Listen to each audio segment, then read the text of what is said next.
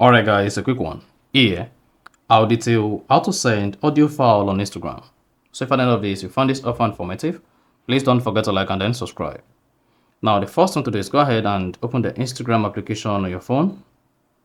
Once you open the Instagram app, go ahead and click on the message icon at the top right. Then locate the chart where you want to send the audio file, click on it. Now go ahead and click on the plus button. Then it should say files, GIFs, stickers, and imagine. Then click on files. Once you selected files, then it should say this open files. Now locate the audio file you want to send on your Instagram account. Click on it. Then it should say the audio file sent like this. You see that? And this is an MP3 file. Then hang on until this file is sent and then you're good.